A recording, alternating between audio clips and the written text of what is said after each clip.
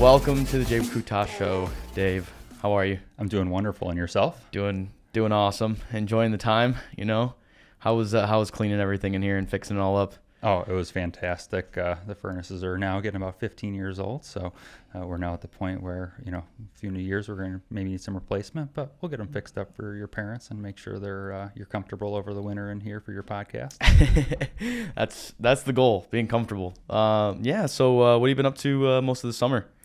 Work. The company that I previously worked for with your mom and your sister actually sold out to a private equity firm, and I wasn't really a big fan of their business model. The people that I met that worked there were actually very cool people, but the way that they look at customers just didn't feel good to me. I grew up just taking care of customers and building relationships over the years. And then as of more recent, when they took over, it was really just focused on financials. That's all their priority was. Every customer became a dollar figure of what they could extract from that customer. And I luckily, over the years of building relationships, was able to find another local company that took me on through networking, and it's going fantastic. Really enjoying it. Another small business, family feel, people that I enjoy working with. Makes it a lot more fun to go into work every day, and we have a much larger shop, so that makes it a lot nicer for space to stretch out, activities, room for stock. I go in every morning and shoot bow and arrow before work when I want to. That is sweet. Store my ice fishing gear there or any of my outdoor activity stuff. And the owner's been very open and receptive to me having my own personal space there and making it for me because we spend a lot of our lives at work. So we do. You should be able to enjoy that time while you're there. Yeah, I feel like the integration between that is very important. If you have a bad environment, that's 8 hours of your day that could be a bad environment, which is no bueno. Yep. So I kind of want to talk about one thing is your story of how you kind of came into the position you are, because I believe you're in management now, right? Yep. So you started as a tech guy. Kind of give your background of like education-wise and then entry into your first job and then kind of how you built up all the way up until a managerial position, because I think it's a pretty cool story. So I'd say we could go even further back. So my dad actually owned a heating and air business while I was growing up. So I spent most of my life in the heating and air field, going on job sites.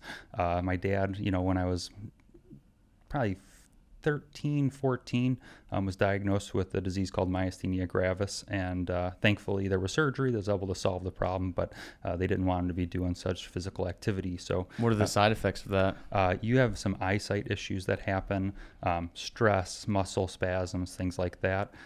Oddly enough, from what I remember, it is primarily in females.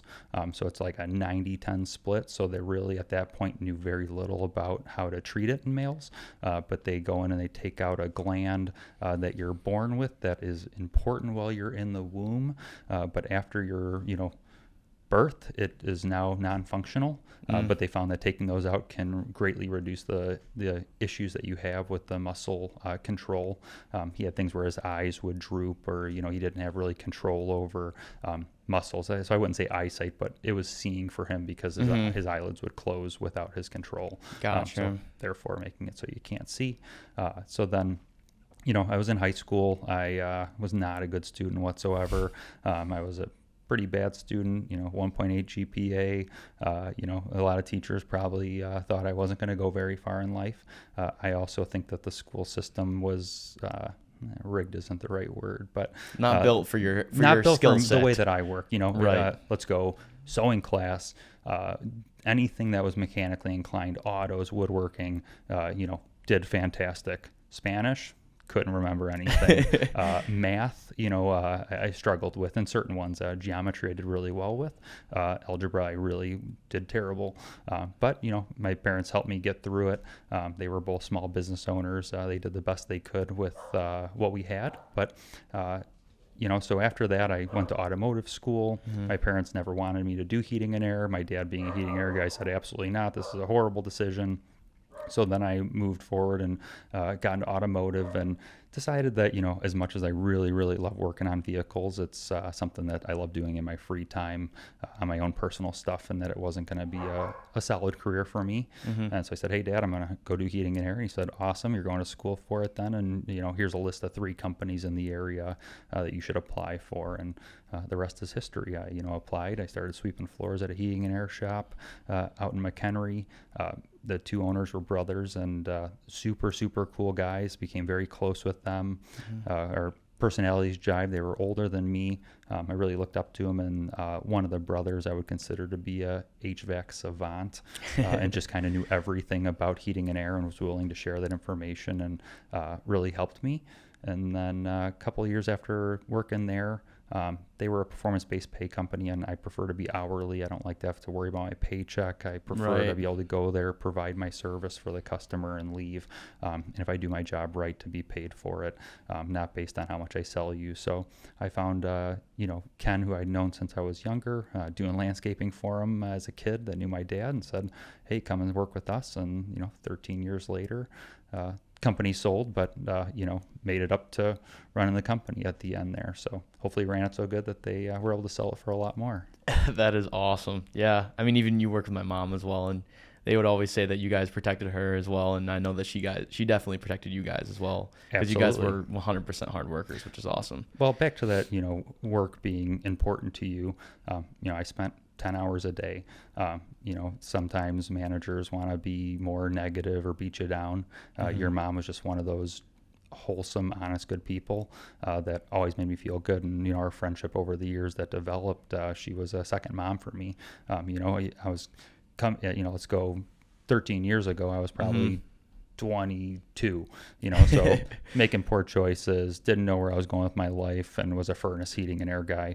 And then I have the stable person who makes smart choices, always has good opinions and values to help give you that direction, and a secondary force to lead you in the right direction. I think was super crucial to me making it to where I am today. So I actually really appreciate what your mom did over the years. And for a lot of the guys, just being that person that always had a positive attitude, always wanted to see everyone do better.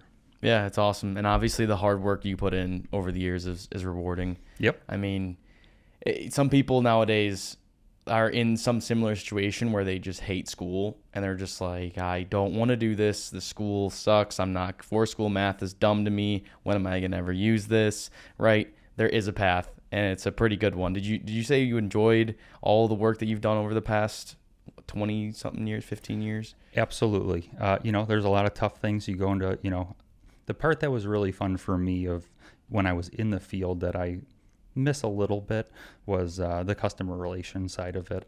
I think I've told you before, I was able to go into 5 or 6 homes a day and meet 5 or 6 different people. And 10% of those people are going to be total a-holes, pompous jerks that are just going to treat you poorly. But I'd say 90% of people you realize are just normal, everyday people that have shared experiences like you.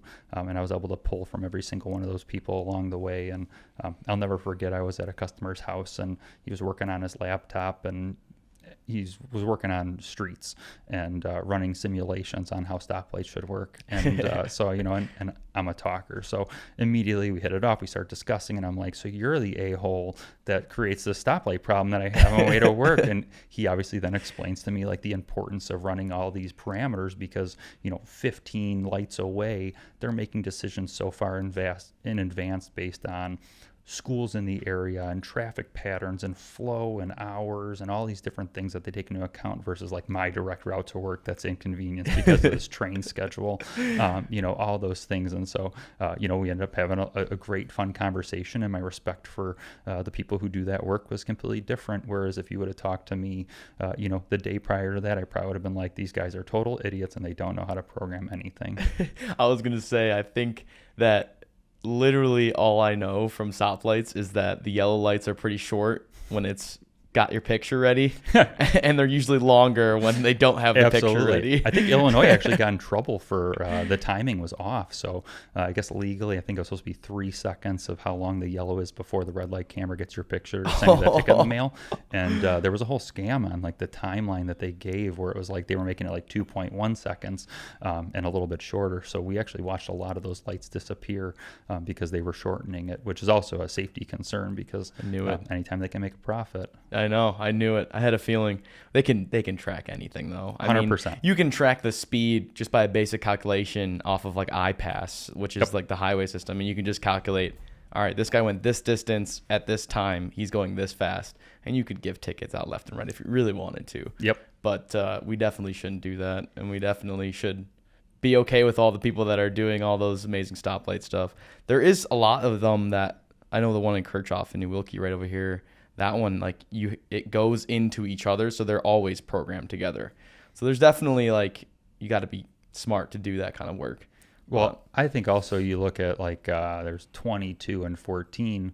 There's a red light camera over there, and I watched hundreds of people roll that light, and it just feels comfortable. You see no one's on your left. I'm just gonna guide through it, and there's $125 gone.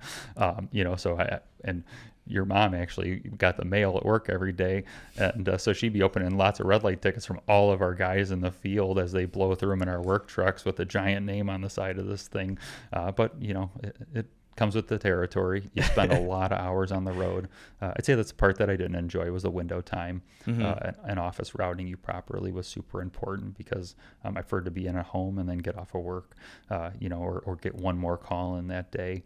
Even being hourly, efficiency was always important to me. So, I think that was kind of the tough medium was finding the right amount of travel time for me to not be upset with my schedule and run more calls per day and meet more people and have more discussions and and then end the day and hopefully be pretty close to home. Yeah, and put my route. The first one is the furthest away from my house, and the last one is next door. 100%. Call it a day, and then you're good. Let's jump back to you're at work currently, and you said that you shoot bow and arrows in the morning before you start your day. Yep. So I go into work every morning. I try and get there at least a half hour to an hour early. And we luckily have a 35-yard section of shop. Yeah. I guess if my boss watches this, I've definitely shot a couple from his office through the doorway into the back of the shop. But yeah, I just go in there and it's peace and quiet. And no one's there. I'm able to miss all the traffic driving in, which I think is going to extend my lifespan for not being stressed out with people during rush hour. I don't do well with it. I get agitated and frustrated pretty easily, and so I would much rather have a calm drive to work, go in, wake up there and be able to, then get started and focus on my day. And it's probably good to do some athletic activity, what little that it is. Right. But yeah, so go in there and just get some practice in for hunting season every year. Yeah. So hunting season, how's that like? It's coming up, right? It's coming up, right? So I think probably a week away from Illinois' bow season opening pretty soon here. And then we're about 50-something days away from shotgun season. So I'll travel to Southern Illinois, and we'll do the Shawnee National Forest for around 6 days. I'll do 3 days of bow and 3 days of shotgun. So yeah. What are you looking for out there? We're going for deer, so venison is usually what I'm trying to shoot for. Gotcha. I've bought bobcat tags previously, but never seen one. It was just one of those things where it's pretty cheap to add it on, and if you ever saw one, I would probably take advantage of it. Also, they're probably not great for the deer population out there eating what I'm hunting, but I think that's one of the tough parts. If you look at hunting, a lot of people have mixed feelings about it. You're out there and you're, killing a poor innocent little animal. But what a lot of people don't know is that all these numbers are tracked and controlled by the government. So they're deciding on what population can sustain versus the amount of them that are going to, sadly not going to make it through the winter because of an overpopulation in the area. So population control is one of them. The second one would be the importance of the funding. 90-something% of money from tags, permits, licensings actually goes right back into land management and taking care of the ecosystem. So and like the forest preserves and natural preserved areas. Yep, buying up more property. Illinois has bought tons and tons of property in southern Illinois and just made it kind of off the grid area that's completely disconnected from people. I think that it goes across a few different states, but the Shawnee National Forest is just absolutely gorgeous. We work our way back into the middle of the woods and build a little campsite, and you're not paying anybody to be there. It's public land. It's owned by me and you. You can go there and set up a tent. There's regulations on timelines that, might be like you can only be there for 30 days in a row before you move, based on you being able to claim ownership of things. But it's pretty cool to go out in the middle of nowhere and just be able to kind of live off the grid for a while and disconnect from reality. We spend a lot of time in front of technology, and it's my 6-7 days a year where I'm able to just disappear. Cell phone barely works. You have to, at the end of the night, go walk around and text someone that you're safe and alive and you made it through the day. And then you go back and you sit at the campfire and tell funny stories. That's cool. So the one thing that I am afraid of if I ever went hunting would be if I shot and killed a deer, I wouldn't know what to do with it after I shot and killed the deer. I would obviously take the picture. You do all those things, but then it's like once that ends, like what do you do? So we'll backtrack to my first time hunting. So I did not grow up hunting. My family was not hunters. Aunts and uncles were, cousins grew up pheasant hunting and out in the woods, but my dad was not a hunter. So probably about 12, 13 years ago, I got into firearms. After that, me and my brother-in-law became very close. And a few years in, he had been hunting. He was also new to it. He was just a firearms guy, but he had a buddy who owned some property in Stockton, Illinois, which was some of the best hunting I've ever had in my life. So we go in, he invites me to go on this first hunting trip knowing that I wanted to do it. And that's probably the sad part about hunting is it's pretty hard to get into it by yourself. I was lucky that someone invited me onto a property and was willing to show me the ropes, which is crucial to success. A, having the land, B, having the knowledge. But we were on private land. So I show up there, or actually I'm getting ready to go there. My brother goes, "Oh crap, I invited you to go hunting with us and I planned a vacation with my family. So I'm going to have you take what is my nephew hunting." Luckily he's hunted a couple of years, but he's, 13 at the time. Right. He just got his first deer the year prior. And this is supposed to be the person teaching the adult on how to go hunting. So I show up to some random guy's house who I've never met before to go hunting on his property. And luckily he ends up being one of the nicest guys. Maybe not the world's best hunter, but was very welcoming, let me come in there and just do whatever I needed to do. I'd say he wasn't a great hunter because he was very old school. Deer don't think. There's no, you just go out there and shoot it in the morning. And I think it's completely different. I think deer are actually quite smart animals when it comes to not dying. That is their only priority in life is survival. So maybe they can't hold a conversation with me and you and do a podcast, but they absolutely can avoid people and other things. So I go out there, I get up in the tree stand. Now I'm probably overly prepared. I'm an Eagle Scout, so being overly prepared was something I've done my whole entire life. The downside is that first deer that I shot, I didn't have that sensation of like excitement, or it was like I finally filled the purpose of what I needed to do because I looked at it as an objective, which is probably the wrong way to look at it. Right. But I go and I shoot this buck. I call my nephew. "I think it ran past you." "No." I'm like, "Maybe I missed it." And very unlikely that I would have missed it. It wasn't that far. And he goes, "No, we'll find it." So we go out, track the blood, boom, it's in the brush, and we find this what ends up being an awesome 10-point buck for my first deer. I assume that this is going to be forever. Like every deer is going to be bigger than this. It's going to be so much easy. This is, one day in. And then I'm like, holy crap, what do we do? So we're in the middle of the woods. I'm trying to watch YouTube videos of how to process a deer and field dress this thing because I've not prepared for any of this. And so, my brother-in-law had the same almost story where he was no self-perception trying to watch movies of like how to go and skin a deer and how to, gut it and process it because you only have so much time. The first thing you do is you gut the deer. You get all the, organs and insides out, which is actually not nearly as hard as you would think. Then the next step is, getting it to a processing center. Last year, after 8-9 years of hunting, was the first time I ever fully processed a deer myself through cutting up the meat, bought grinders, 100%, was able to process my own deer. Sadly, Don passed away a few years back, and the property was sold. So I was very blessed that another group of guys that I had hunted with, or one of the guys I had hunted with on Don's property said, "Hey, Dave, we know you're great. Come on down to Southern Illinois with us. We've been hunting the same spot for 35 years. We got a great little spot for you. Come on down, and the rest is history. So now I got a whole new group of hunting buddies that I go down hunting with in Southern Illinois. It's much harder being on public land, not having that house to go stay in. Now we're camping, right? Having a shower every morning and going out and grabbing a beer at the end of the night with your buddies. Now you're cooking your own meals and camping off the grid. But it gives me a different appreciation for it, and kind of a little bit more of what it would have been way back in the day when you were doing this compared to the very comfortable hunting I was doing prior to this. Yeah, I feel like it's a good learning experience and atmosphere if you do it the way with the house first, and then you transition to, because when you just go, say for instance, I just went out there and only did the tent and everything, like the full-fledged all in, it would be like, oh my god, we could do this, and then you're like scared about like, wait, what are we having for meals, what are we doing for this? So you would come prepared for that, obviously, but I feel like that environment was like, you're focused on just the hunting portion, and then you're like, everything else is comfortable. You know what you're doing when you get back to the house, obviously. Yep, I would say it was absolutely the best process ever to get into hunting in that timeline that I was able to somehow manage to work out over the years. Not by my own doing, right? But absolutely, the success rate in public land hunting is much lower. You're not there all the time. When you're on private land, you have cornfields, you put food plots in, your stands are there all year. You're not worried about really disturbing the ecosystem when you go hunting. So all the deer in the area are used to this. Nothing is different. When you go to Southern Illinois, it's completely different. You're hiking in or carrying all of your stuff there.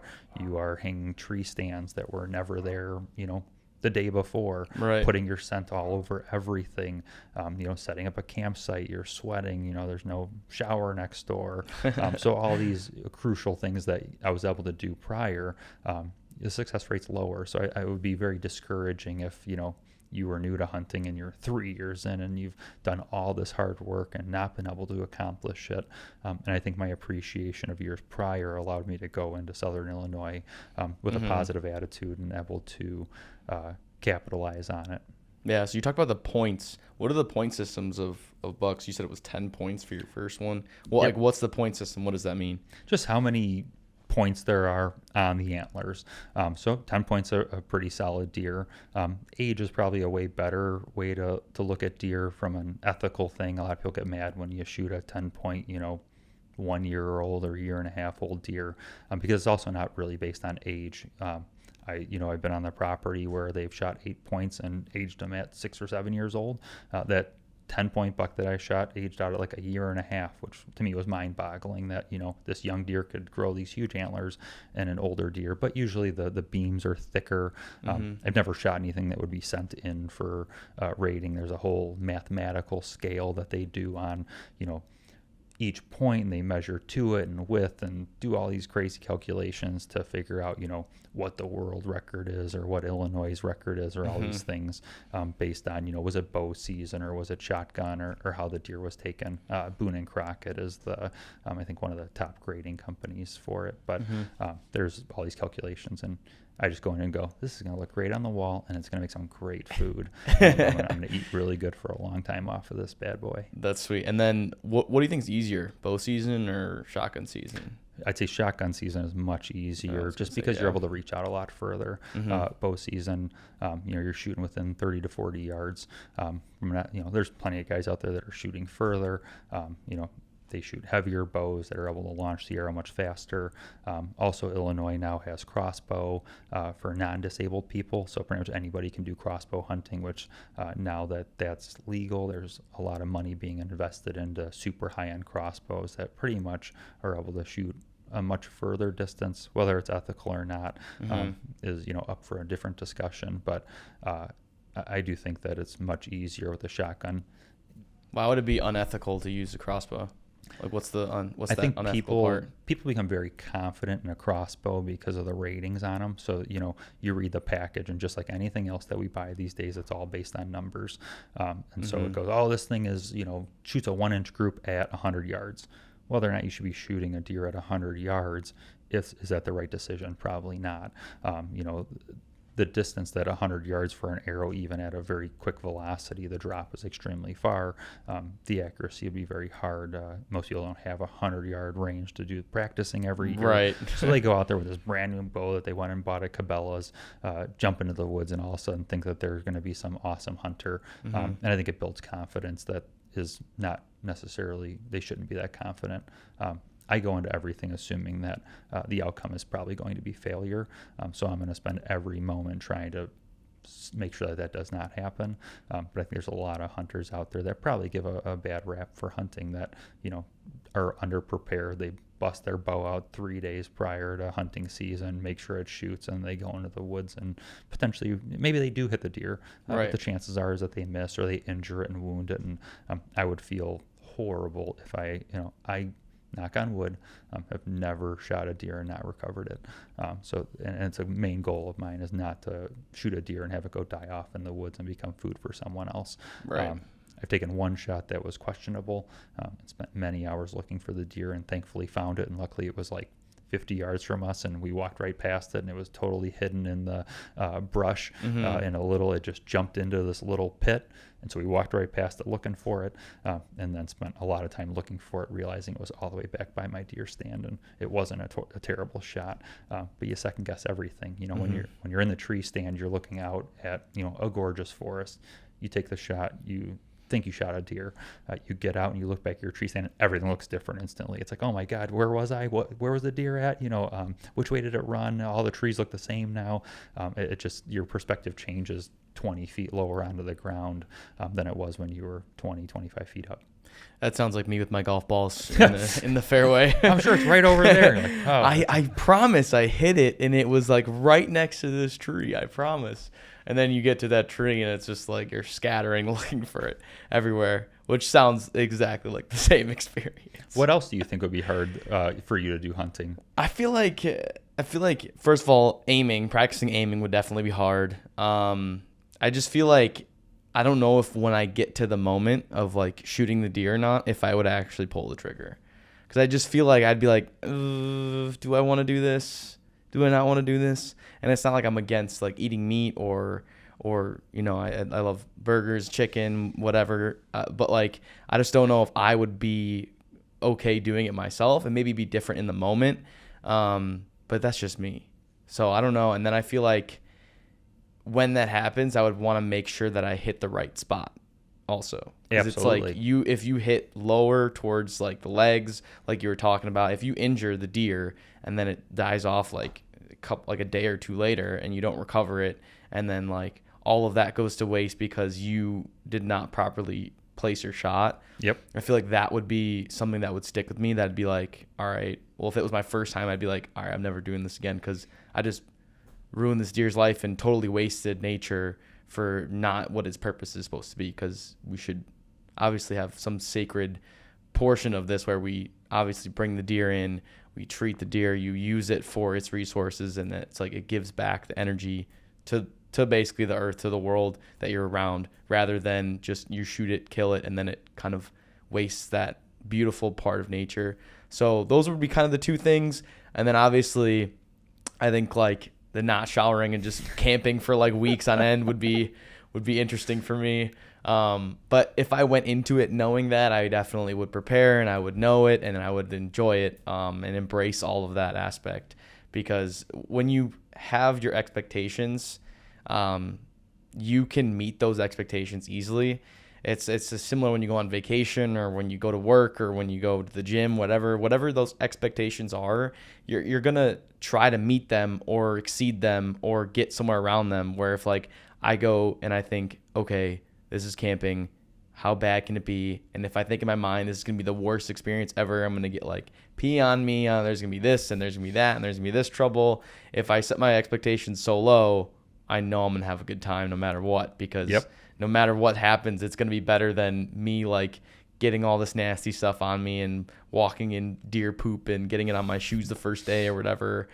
So I think depending on how the expectations are, I would be fine. But overall, those would probably be my three things. Yeah. Well, I think that's a great you would do well at it, because I think most hunters should have your value system on how you go into it and your expectations and preparation that you put into it. That way we ethically take deer from the woods and hopefully, produce meat for the family. It's funny, my own family and in-laws, they look at it like, we're out there, murdering Bambi in the woods inhumanely. And every shot I take, I try to make its most ethical shot and make it, as fast of a death as possible. But as they're sawing into their steak, Right. ultimately. So, and then I have two of my cousins, or my cousin and his wife are vegan, vegetarian, and their perspective was completely different. And they're based on health and animal cruelty. And so they were kind of like, well, hunting's not the problem. There's no actual issue with hunting. You're actually out there working for it. You know where your food comes from. And so it's just funny to have two people that don't eat meat be totally okay with me hunting. And then the people that are sawing into their steak are like, whoa, I can't believe you go out there and do this to those poor animals. My cousin actually had a great perspective on it, which I don't know if it'll come across properly, but how did he put it? So the day that you kill a deer is the worst day of its life. You're in the woods, it's walking by, and boom, Right. it dies. The day that a cow dies in a factory farm is probably the best day of its life. It has lived so poorly up until that point that it is the best thing that's ever happened to it. And it shifted my perspective 100%. As maybe I am doing a tough thing out in the woods, but at least that animal is able to live a free life wandering in the woods, just like nature would, versus, and trust me, I eat those steaks. I've watched all the horrible humanity videos or inhumane videos. And there's steaks you can buy that are free, absolutely, but you don't want to buy like free roam. You want to make sure they're actual, cage trying to get free, local. like farm, local, So there's ways around it. I don't think we've even come close to putting a dent in that industry. There's a lot of money in it, and it's produced into everything. All of our dog food, cat food, all that stuff. Everything. At least nothing's probably wasted. If they can get money out of it, it's going to be repurposed financially. So I was gonna say I don't think they get any waste out of any of that stuff. They've definitely thought about every single piece and process of that, which is good, which is how it should be. Yep. But we shouldn't be obviously throwing all these people in a bunch of areas together where it's uncomfortable for all these animals. Absolutely. That's the worst. You want the free open farms, which you can see all over across the state of Iowa. I mean, there's so many farms where cows are out there roaming around, just going crazy. The chickens are out there in the chicken coop going nuts and having a good time. Like, that's what you want. That's really what you want. Yeah. So I'd say the other thing for you is also, if you ever got into hunting, would be I know I have money, and I assume you have a little bit of money as well. So you can buy your way into comfortability. So the issues that you have with it, you're like, all right, so showering's a problem for me. I would really like to enjoy a shower. And I'm only saying this because I'm currently thinking about looking into it, but I mean, you can buy a propane little hot water heater and a little shower tent. Ultimately, maybe increase my hunting, not going in there stinking the place up at all, and also that great feeling of a nice warm shower before you go to sleep at night after a long day of working your butt off on the woods, hiking around and stepping and stuff and getting things all over yourself. So I think there's ways that you can work around it, whether or not it's 100% fair. I joke, the guys that I hunt with now have been hunting for the same property or the same section of the Shawnee National Forest for 35, 40 years now, since they were like small children. They grew up in this. Sadly, one of the hunters' dads just passed away that got him into hunting. The other one, his dad passed away before I started hunting with them, but they passed on a family tradition that will land with the kids that I hunt with as well down there. And so, they come in and they have these tiny little tree stands. And I like comfort. If I'm going to sit in something for 12 hours, it's going to be as comfortable as possible. So I need some square footage to stretch out, and I want a little bit of a side around me to feel comfortable out there. And they get on this tree stand that is like, the butt pad is like 9 inches by 5 inches, and the footrest is my kneecap stick out further than the thing. And so it's funny because the one, like year 2, they have a spot that they've been hunting and they're very successful in.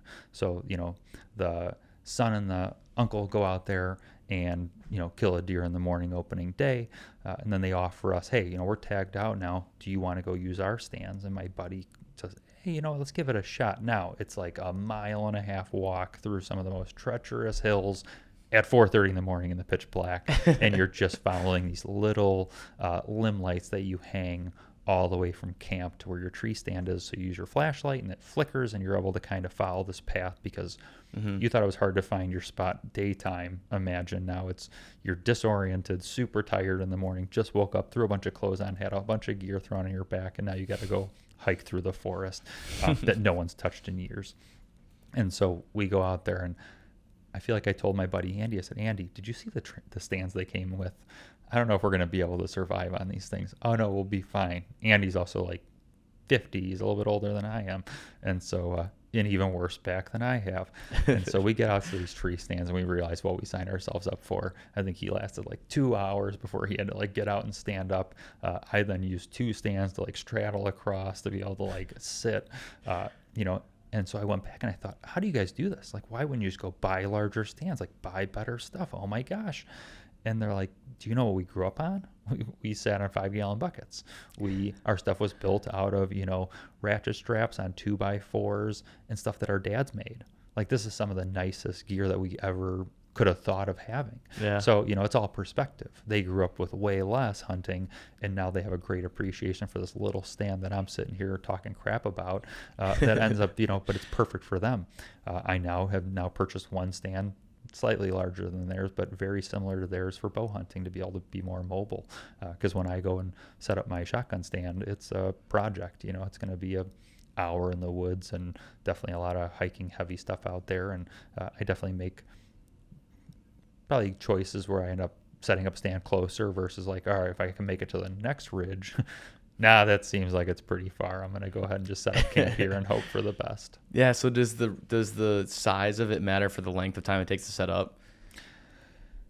Is that smaller one easier to set up? Is it that much of a difference where it matters? Not massively. I'd say you're more confined, but you probably have way less of a footprint in the trees. So, Okay. You're probably better off not being seen. The other part would be, being, let's say, 10 pounds lighter, you're able to hike a lot further with it faster. So there's probably a big time savings there of hauling your gear out. And then the other part would be, actually getting it lifted up into the tree. You put these climbing sticks up and work your way up, one at a time. I usually put 5 climbing sticks up, which is overkill, but for some reason I like having that 5th one to hold on to as I transfer over into my stand. A lot of people do 3 or 4 and space them really far apart. I'm pretty safety oriented. You're in the middle of nowhere, and help is not close by. So for me to hike out an extra 2 pounds and have that comfortability to know that I have an extra stick up there to hold on to, it makes a difference for me for comfortability. Yeah. But then I feel like the extra, let's say 15 minutes that was wasted, I think is worth it when you're more comfortable, because the more you move around, the more noise you make. That tends to be what ends up spooking deer the most is, probably scent and then noise. Last year, day one, I feel like we had really weird weather the past couple of years during hunting season. Actually, just weather in general has been a little bit off for our area for the past couple of years. Yeah. So, day one, it's like 70 degrees out. The spiders are massive. There's still bugs everywhere. We get set up, and then like day 2, it's like 50, which is great hunting weather. But then it rains all morning. It's not like soaking wet and cold. Day 3, we're out there, and, the weather ends up being beautiful. And I have a little bit of cell phone reception, so I'm sitting there and I see all these turkeys come by, 25 yards from me. I'm like, this is actually a decent sign. And it's enjoyable. Like, that's the other fun part, is just disconnecting and seeing Mother Nature do its thing naturally. I've seen coyotes run by, not great for deer coming by anytime soon, but it's cool to watch them work together. Yeah. We saw what we think were gray wolves in the Shawnee National Forest. After doing some research, sounds like they actually released a couple to try and thin out the deer population many years back. So, there's all these things that you get to watch take place in front of you. Downside is the bugs. I'm not a spider fan. I'd say it's probably the number one thing that I struggle with is the spiders. Mosquitoes are worse than spiders, though. Mosquitoes will bite you. Absolutely, but spiders are just like there, though. And I don't think there's any poisonous ones that'll hurt you. Oh, there absolutely is. 100%. In that in the Shawnee National Forest. Okay. I'm sure there's black widows, brown recluse. There's all kinds of super dangerous Yeah, spiders. that'd be scary. So one night Andy and I are out hunting. Now it's dark out and we're wandering back to camp trying to find our way. And I have my headlamp on and I'm looking around at the ground, and sure as shit I see a flicker, like let's say 15 yards away. Okay. It looks like a diamond. I'm like, holy cow. What did I just find? Someone drop a ring in the woods. I wander over to this little thing. I look down, and it is the eyes of a spider flickering off my light. And it's a monster spider. I then look around with my headlamp and realize they're everywhere. There's now flickering in the trees, on the bushes. It's just dark enough that they've all come out. I mean, thousands and thousands of spiders on our whole walk back. Every step you're seeing the sparkles. So then I finally meet back up with Andy, and Andy says, I'm like, Andy, you see all those little sparkles on the ground? He goes, oh yeah, I think they're dew droplets. I'm like, oh yeah, go look at them. Holy cow. Picked up our pace, got our way back to camp.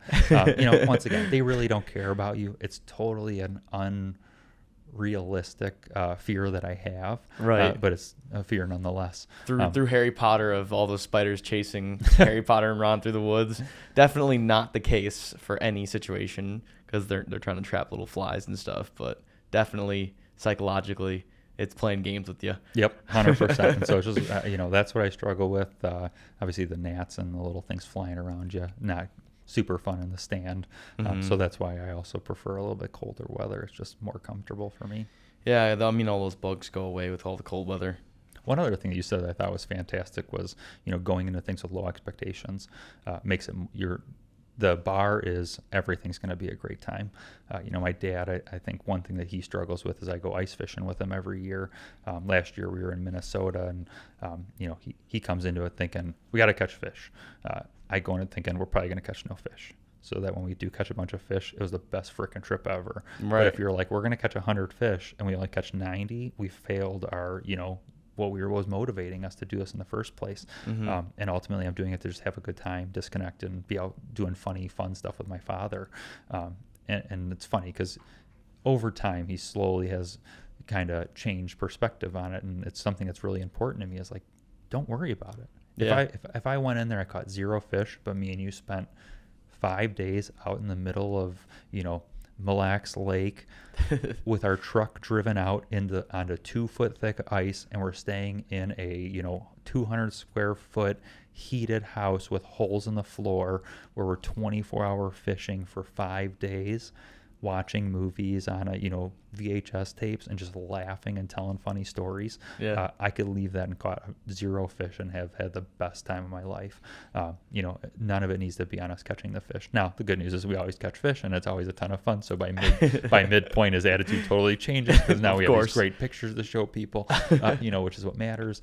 But it shouldn't. Ultimately, Right. It's going into it as same with hunting. I go out hunting with some of the great group of guys, 2 young kids, 2 guys my age, sometimes 3 my age. It's one of the best camping experiences ever. 2 of them are in Boy Scouts like I was. One's a scout leader, so we all have similar personalities, and we just tell the funniest stories. Especially, me hunting previous with other people, I have all these new stories. They've heard the same stories for 40 years. Yeah, they're like, so having this the new new guy, there, Dave. he's got awesome stories about awesome, funny things that happened on, when he was hunting, and all those things. And then to watch these 2 younger guys, who hopefully will take on hunting for the rest of their lives.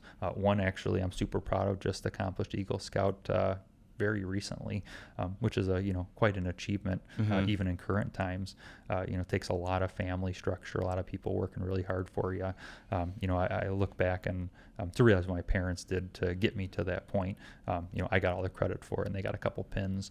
And they put in 50% to get me there. And so, his dad is fantastic, and these are just, great group of guys to go hang out with in the woods. Yeah. How do you spend your time with ice fishing? Do you just watch movies? Like, what else do you do when you're sitting out there with all the rods just waiting to get a pull?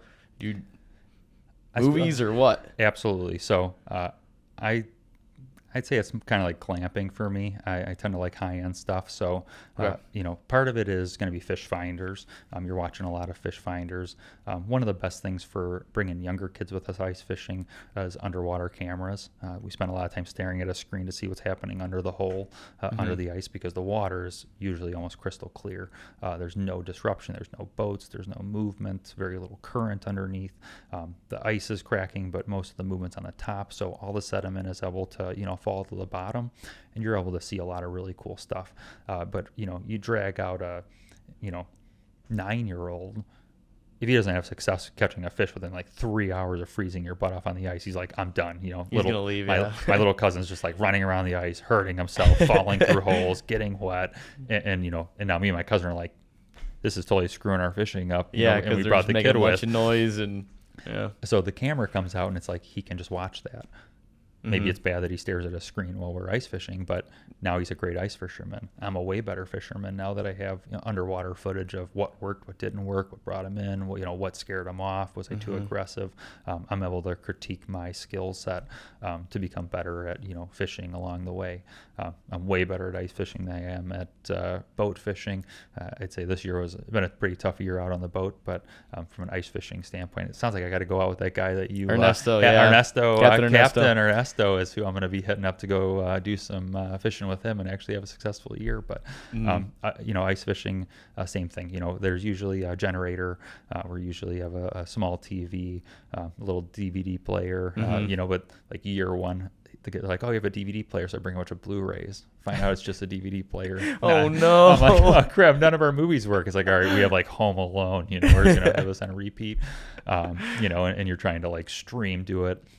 So now I've learned, on what is the right things to bring. And, since my dad, I like to make it nostalgic. So I'll tend to pick out old movies, funny stuff that maybe I wouldn't normally watch, because I love high-end stuff. I like action movies and all the cool cinematography, and I don't have as much appreciation for the actual acting skills that were required, 40 years ago before CGI. And so now I look at it where it's like, maybe it is fun to watch some of those and actually pay attention to the storyline, because you're kind of just listening. You're still fishing. It's stuff on in the background. Usually at night we're cooking food, we're hanging out. The other part about ice fishing is usually you have two things going for you. You're usually fishing with poles inside, and then you're setting up tip-ups outside. So, in Minnesota, you're allowed 2 poles per person. So we have 4 in the water at all times. 2 of them are unmanned. And when a fish takes that line away, a little flag pops up. You see the flag go up, you run over, you grab the line, you set it by hand, and you drag this thing in, versus fishing with a pole. Illinois allows 3 lines in, so you can have 4 tip-ups and 2 poles in, or however you want it. The rules in Minnesota are a little bit more strict on what you can keep. My dad prefers to catch fish to eat. I don't mind that whatsoever, but they have some of the biggest fish. If you don't eat all the fish, you get some of the biggest fish. So when you go out there, as much as we got some pictures of some monster walleye, huge pike that we've never, caught in Illinois. A lot tougher here on the smaller lakes that we have near home. So it's like maybe the re-releasing of those fish into the population is now producing more and more of them. So the lakes there are usually heavily regulated on what you can keep, but it's also produced some of the monsters that I've been able to catch. So I have an appreciation for it. Yeah, that's sweet. I was going to say, is there a specific type of movie that you can't play or can play because it'll be so loud and you'll start laughing and kicking your feet and stuff, or does that not really matter? I've heard that it matters. I never take that into account because I feel like the ice is so thick. Last year we were sitting on 2 feet. Yeah, it's huge. Right. And then your house usually has an insulated floor, and you're another 8 inches off the floor. Through the hole. Maybe it does, but ultimately I think the fun is more just laughing and watching comedy movies. I was going to say watch stand-up or something. Like last year I did Jason Statham movies. Like I made it our theme. I love Jason Statham movies. And so I'm like, we're just going to watch all the cheesiest action movies the whole entire trip. When I was growing up as a kid, I watched The Pretender, which was a show, that my dad really enjoyed that. I didn't probably really understand what was going on. This is probably late 90s TV show that never made it, 4 or 5 seasons. I was able to find the download for it. And so we watched like all the Pretender, like 4.5 seasons ice fishing one year, just for fun. And, brought me back to my childhood. And my dad was able to rewatch funny stuff that he never even thought you could have got. Yeah. I feel like it's just the best way to binge TV shows and movies that you haven't seen is just, all right, we're going ice fishing. Okay, which movies haven't we watched that we want to watch? Yep. Get them either downloaded or ready to go, CDs, DVDs, or whatever you need to pick up. But have you switched up the TV regimen to get like a streaming device on there or anything? Or Yep. So when we go ice fishing in like locally, we fish in a pop-up tent, insulated. I got a little space here that you bring with us. And then same for little Joey. Once it's dark out, it's 10 p.m. I want him to, start relaxing and falling asleep while me and my cousin keep on, enjoying a few more brewskis and hanging out. Well, we'll stream on a movie. But since it feels wrong to be watching TV while we're out on the ice doing this, disconnect hobby, we tend to try and make it more insightful things. So building stuff or things that are mechanically inclined instead of it just being some regular TV show. For the little man, it's a lot more fun just to put on something that's entertaining, but hopefully building some brain power along the way. Yeah, get all How It's Made on there. Yeah, absolutely. That's one of the things we watch. But I love How It's Made. It's so good. You'd be surprised how things are actually made and how they're manufactured. And then you look at them completely different whenever you see them in the store or whatnot. And you're just like, there's no way this is how they actually do it. Or how many hands touch it. There's the other thing. It's like, I'm just going to go buy my cell phone. Not thinking that there's, been 4,000 people involved, but from the design to this, every little tiny piece has been put together. There's so many people that are, along the way to produce that product. There's lots of very simple things that you wouldn't think take that many people.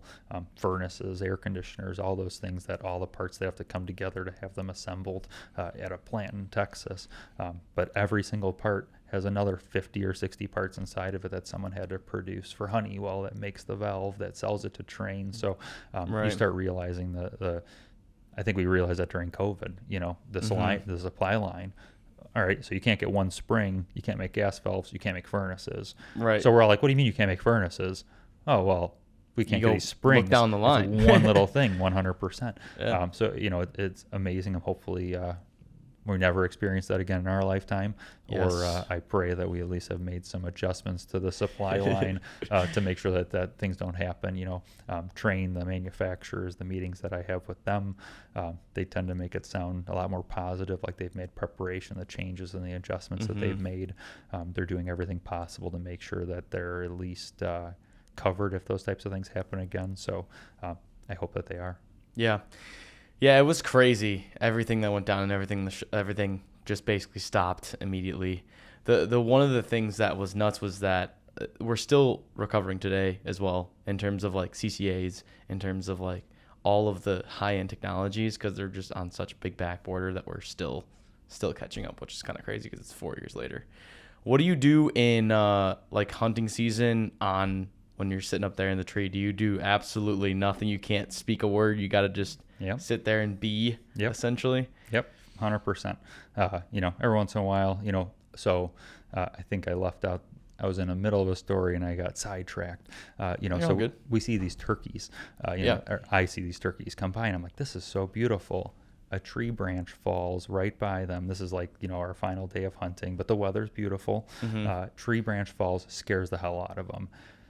They go running around and screaming around my stand for what I assume was like a 7-minute extended period of time. Like, can you guys please go scream somewhere else? Stop freaking out. They're just wandering around my stand, freaking out about this tree branch that fell. So I'm sitting there trying to get a cell phone to work. Like, do deer listen to, other animals, for information? Turns out 100% turkeys.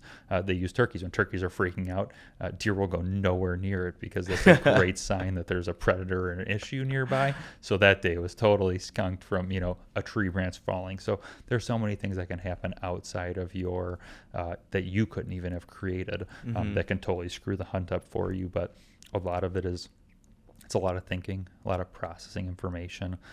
It's my little bit of time to really think, clear my head, think about work, for the beginning of it, decision making, things that have happened over the year, process information, look around. And then usually by day 2, it becomes much more hyper focused on the enjoyment of just being outside, not having the cell phone work, breathing in the fresh air, watching Mother Nature, do its own thing. So I tend to, every year I probably go through the same little phase of, and plus you're trying to look around. You're trying probably to watch far for the too deer. much. All you're Right. doing is looking all the time. Like, well, there's another thing. So if you ever go hunting, especially in woods near us, 50,000 times a day you will think you heard a big deer and it's a squirrel. They are the biggest a-holes ever. If I could eradicate one animal from the ecosystem, it would actually be squirrels, because every single time you're like, oh my God, it's coming up, and it's a squirrel, or like, oh they'll be on the tree across from you. They'll climb up. They look at you directly in the eyes and they bark the loudest scream when they see a person in there. So I'm sure that's also another horrible sign for other animals in the woods. They're like, well, I'm not going over there. Obviously there's a problem. I call deer every once in a while. I've had good success with Primos makes, it's called like a buck in a can. There's 3 different sizes. You put your finger over a hole. And I like it because it's consistent.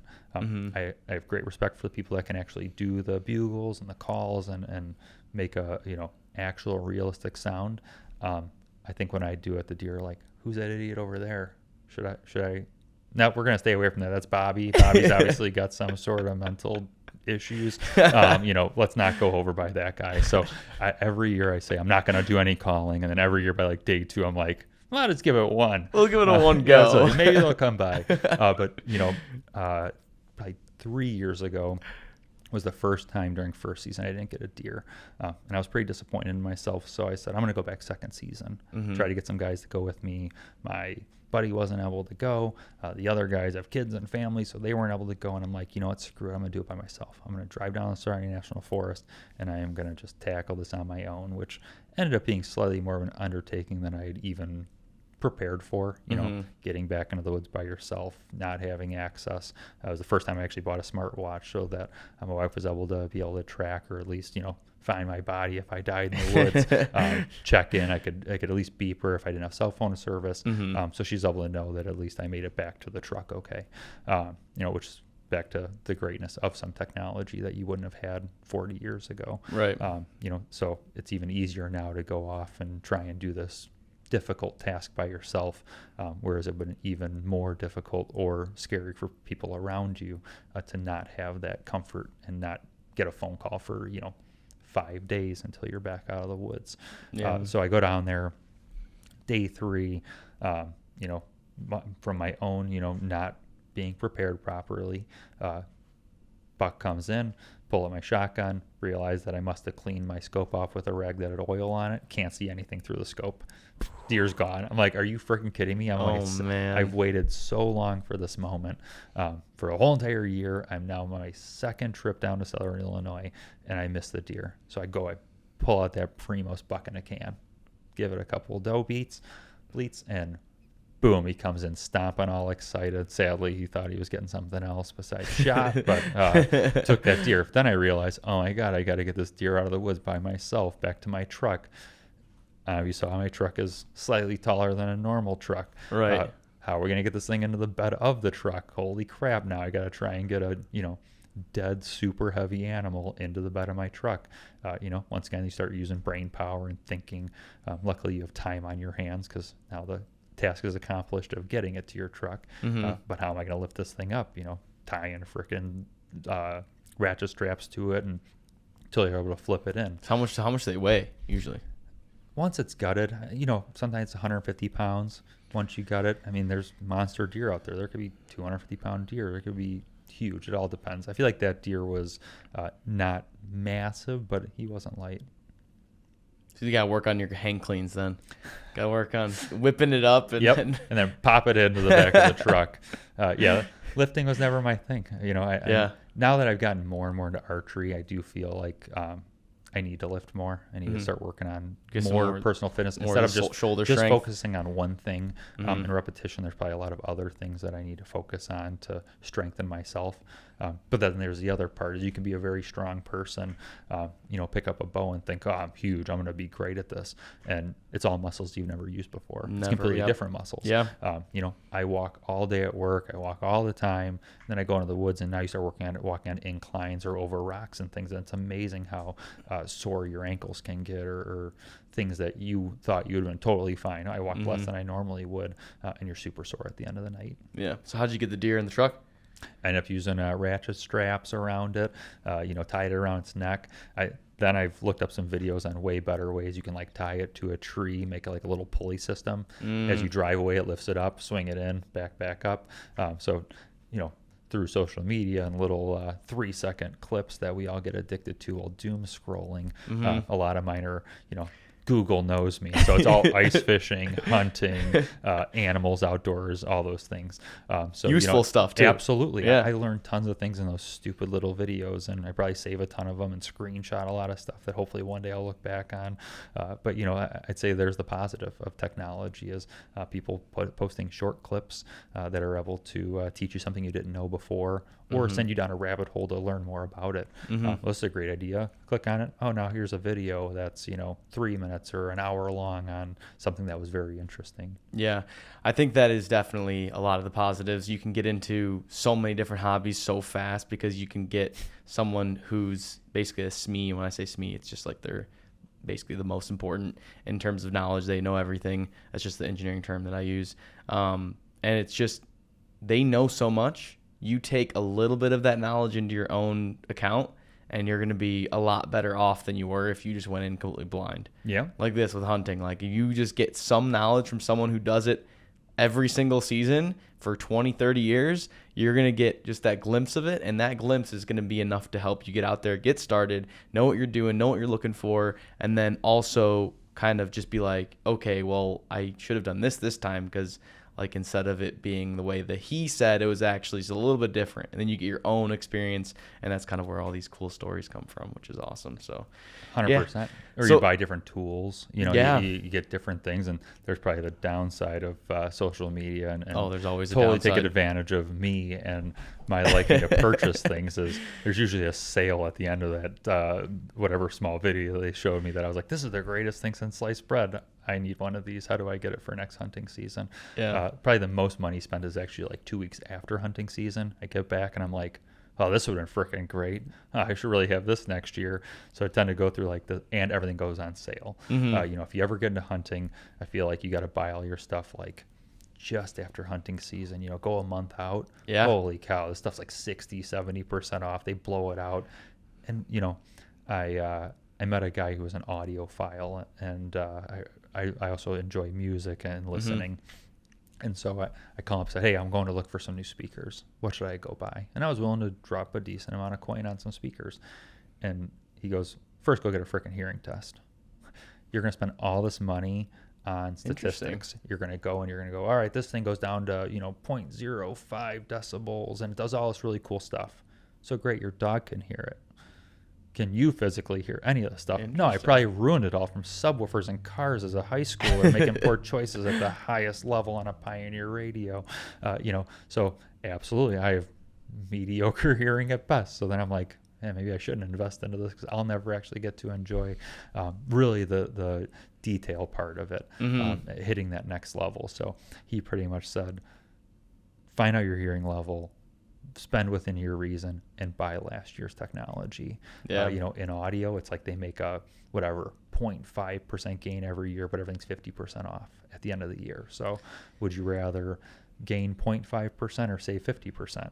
Right. All right, I can use last year's technology and save 50% and have a 99.5% good thing. I always buy in the off season. You buy your swim trunks at the end of fall. Yep.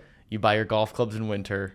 You just got to buy in the off seasons. Just flip it around. Whatever you want to buy is usually like the summer. You're buying the golf clubs. It's like just be patient. Use what you got now.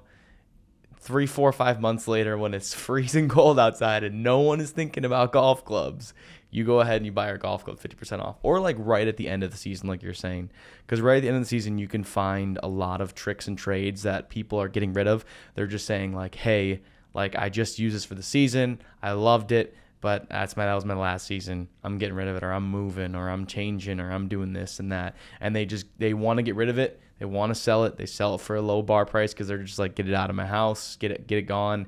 But I'm not going to give it for free. So here's my reasonable price. I've picked up so many good things just based off of that principle alone. And that just comes with patience. You gotta be patient. And we live in a society where I think people get really into a hobby and then quickly are back out of it. I want to be an ice fisherman, and then this wasn't fun for me. Mm-hmm. I thought it was gonna be great with me and my kid freaking hates being cold. This wasn't the right hobby for us. And I hope they found a better hobby than what they chose, but I'm able to take a benefit from them willing to dump this product off at a very low price. So 100%, most of my ice fishing huts, at least my flip overs, I've always bought in off season, and mostly because they're very large. They're not super light, and they take a bunch of space. They're very difficult to store. It's like, 7 foot by 4.5 foot. Where do you keep this in your garage? So usually it's like mid-season. They're like, how am I going to get rid of this? It's midsummer. Who's going to buy ice fishing gear midsummer? All right, we're going to list it for 75% below. And you can find these things brand new, but patience.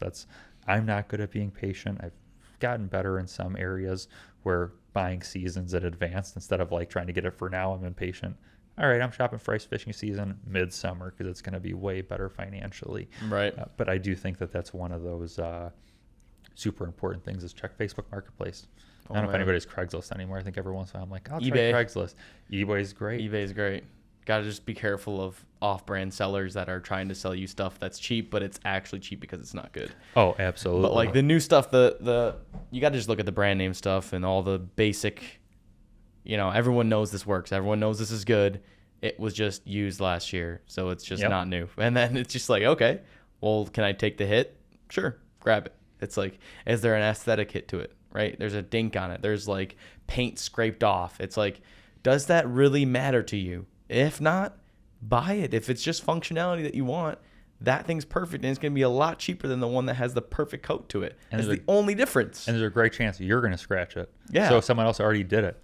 Not to say you shouldn't care about your stuff or take care of it, because I'm definitely a fan of, taking care of your gear is important to me. But, if it's got a scratch on it, if I go and scratch, that's not the end of the world. When I go buy something brand new and I scratch it the first time, it's like, this sucks. Yeah, I know. This thing was in mint condition, and now I'm that person that scratched it. You get it, and it's been used a little bit, and it's already got a couple dings in it. It doesn't hurt nearly as bad when you put another little scratch in it, because these things are meant to be outdoors. Ultimately, it's going to happen. You're going to tear stuff. You're going to break stuff. Quality, sadly, technology's gone up a lot. Quality on lightweight is fantastic. Thermal ability, waterproofing, all that stuff's better.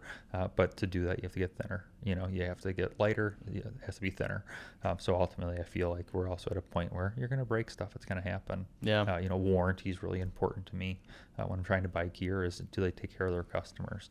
Eskimo makes some ice fishing stuff. They were fantastic. I got a pole break on one of my pop-ups, and they were like, "Oh, we'll next day this thing to you." I'm trying to think of a couple other things where it's like I emailed and they're like, Sunday night they respond to you. Yeah. Holy cow. But that's the difference of buying from a small business. You go buy from some monster company that, I'm assuming the ice fishing market is not that big. It's really only so many states actually get ice for ice fishing. And then only so many people are willing to be crazy enough to go stand out in the middle of a frozen lake and drag all their crap out there to go catch some fish midwinter. So, as much as I go out there and see this as a bunch of people out there, it's probably a really small group of people that actually are willing to go do this stuff every year over and over again. Yeah, it's good though. I feel like a lot of the support that you'd get from a lot of the stuff you're talking about, like fishing gear and all that, I feel like a lot of it do some of them have lifetime guarantees on them? Because I feel like parts that last more than 10 years usually have lifetime guarantee, because usually people use it for 5-6 years and they go to the newer thing because they're just like, I don't really need this anymore, or they've upgraded or whatever. It's tough. I think it's almost like also who you buy from. So let's say like you buy, I don't know if there's still an REI around here, but like they lifetime guaranteed all their stuff. Regardless of the manufacturer warranty, they would return anything. Costco, I've heard you can bring pretty much like anything. Years later, complain about it. They're going to get you a new one or give you your money back for it on your 9-year-old TV that you're like, I'm really mad this thing failed. I thought I was going to go 10 years. And they'll hook it up. But, I think a lot of the manufacturers also are very leery of people maintaining their stuff. You know, heating and air conditioning is one of them as well. So I see it in my own industry, and I could see that with gear too. Are guys going to take care of it? Are they going to put it away wet? You know, how do you control that? So I think there's the downside. But I think it's also easy to give away a lifetime guarantee if you're A, going to sell the company off, you know, B, we're going to warranty it forever, but you're not going to keep it for life anyways, because we tend to be in a society where I need the next best thing. You know, I got a new tent like 2 years ago. I'm currently shopping for a better tent, you know, and I'll be the guy selling that one at a loss coming up here pretty soon. But, you know, now that we're hunting and camping longer and longer, I think a little bit more space for comfortability would be a little bit nicer in the tent to just have a different section to keep your gear, not go out to your truck and get all your cold stuff out of it every morning. Have my own little personal space in the woods for the week.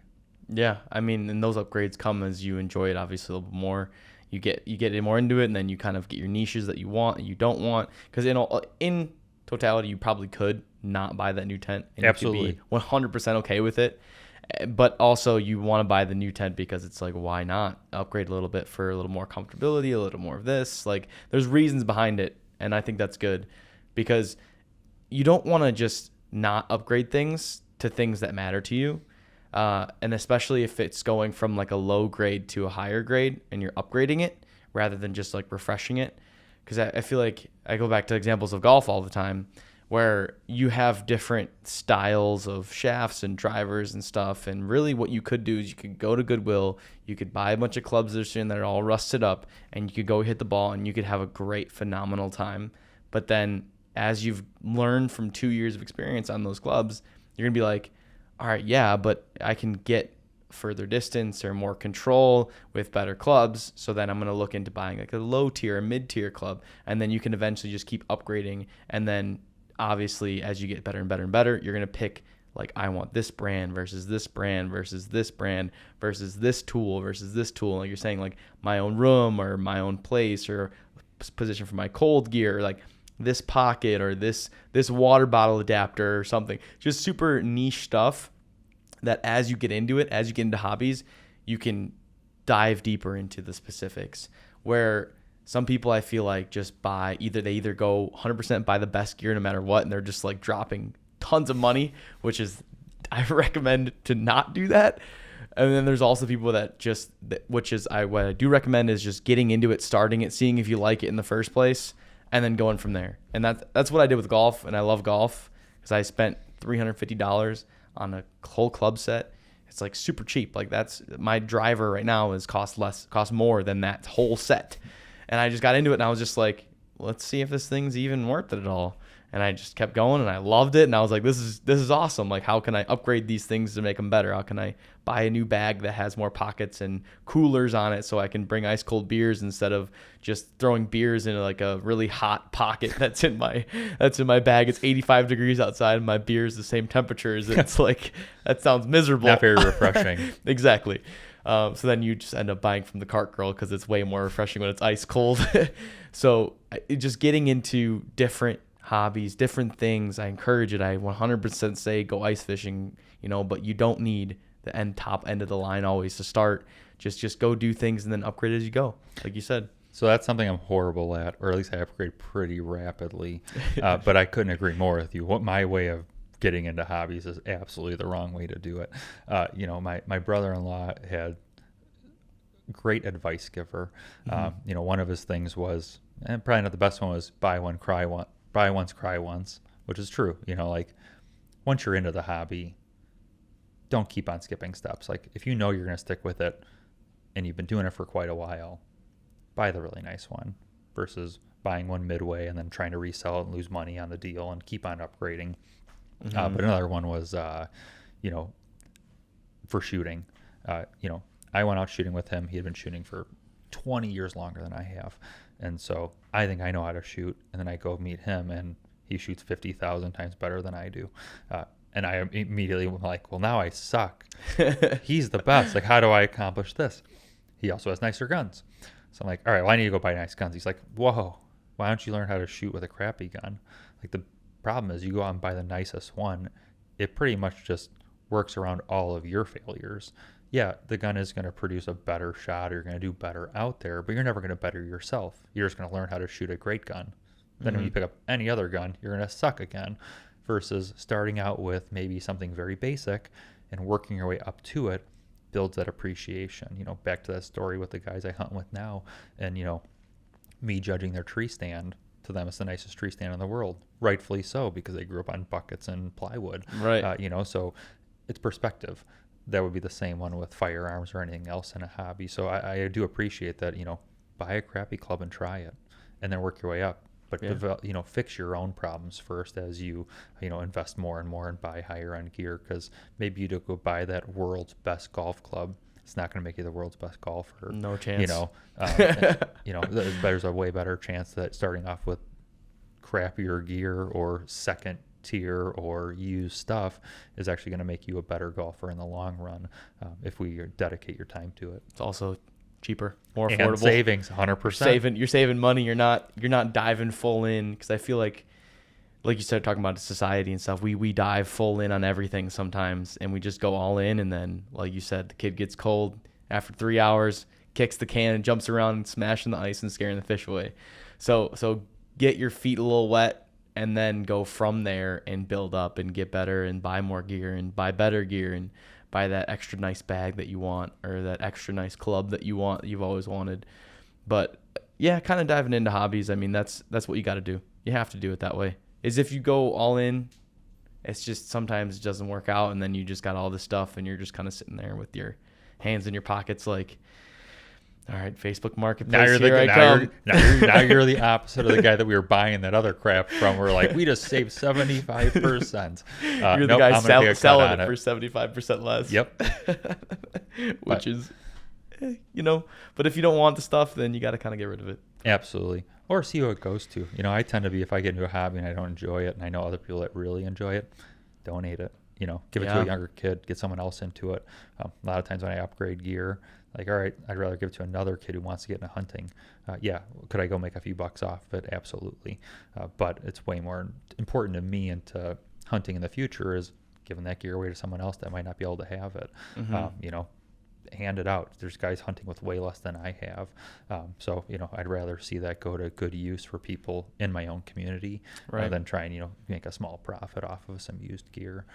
You know, same as ice fishing. You know, my cousin, little Joe, is probably one of the easiest ones where it's like, sweet, here you go, kid. Oh, this is the greatest thing in the world. This is amazing. Every time I get to be like the best person in the world. He's always giving us stuff. It's like, great, it's all secondhand, but he's probably going to leave it outside, forget about it, break it, learn a, you know, hard life lesson.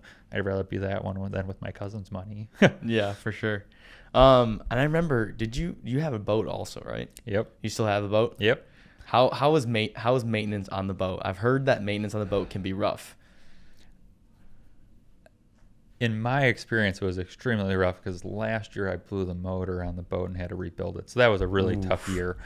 Prior to that, it wasn't too bad. You know, I bought an old boat and I rebuilt it myself. So I went through the whole entire thing, pulled all new wires. You know, luckily being mechanically inclined, I was able to take on that hobby and just go, all right, I'm going to strip everything out of it, spend, you know, a month and a half and just make this thing actually pretty much refreshed. Then 2 years later, I blew the motor on it and had to restart the other half that I didn't prepare for. And I'm not really good with engines at that point with two strokes. So luckily I have friends that are very good at that. Thank you, Steve. But that being said, you know, I feel like the maintenance wasn't too bad. It's figuring out what the right boat for you is. It was the best investment. I bought a very cheap boat and was able to put all my own time and practice into it. My cousin's actually refurbishing a boat right now that is going to turn out 10 times better than the boat that I refurbished. A, because he's more patient than I am. B, because hopefully a few of the things he watched me do, now he was able to make adjustments and do design changes for layout and what worked best. And I would much rather do that on a $3,000 boat than on a, you know, $20,000 or $30,000 boat where you're drilling holes in it and patching fiberglass and playing around. But, you know, I look at everything like it's Legos. It's plug and play. I'm going to, you know, put it together, try different fish finders out, see what works best for me, buy some of that stuff secondhand. But there's some really cool stuff out there, which that could be a whole nother debate is on fish finders and, you know, the ethical, you know, they just banned it, I think, in in Wisconsin or in the Bass So Classic for next they year. banned it? So you can't. So Fish Finders is like an app that allows you Certain to ones. So there's live imaging. So now we're at the point where, there's flashers for, down imaging. But some of the gear that I have is, live sonar that Garmin makes. And there's a few other manufacturers out there. Lowrance has some pretty cool stuff out there. Doesn't that help you with the experience of getting fish, though? Don't Absolutely. you want that? I mean, 100%. Why would they ban it then? Because now there's these professionals that just have so many of them on the boat, and the technology is so good that they're just out there just like sticking the fish. But now they're catching monsters. Like, it's great for production value and pictures and videos. But it sounds like, I don't know, I've read some debates on whether the fish are learning this, if they're picking up on those signals of imaging, whatever the sonar that they're using, if they're becoming more and more leery of it. So you think the fish are adapting to the sonar itself? Yep, that's what one theory is. Do they think that the fish are actually that smart? Once again, they don't want to get caught. Right. I don't know, imagine you get up right now to go to the bathroom, and then someone just comes in, hooks you across the face, because they know that you might make a different decision next time. So like, are they really smart? Probably not. Are they able to process information and adapt over time, through evolution? Right. Who knows? But it's one of those things where it is a theory that some guys have that is making it harder and harder to fish. And there tends to actually be a new group where guys are going back to some of the old school tactics of fishing because they think it is hurting fishing. I think it's hurting it more because people are fishing and overfishing so much. Yeah, I was going to say there should be more of a regulation on fishing. You're almost approaching the problem the wrong way. Yep. Where you're attacking the problem by saying, no, the technology is too good, get rid of it.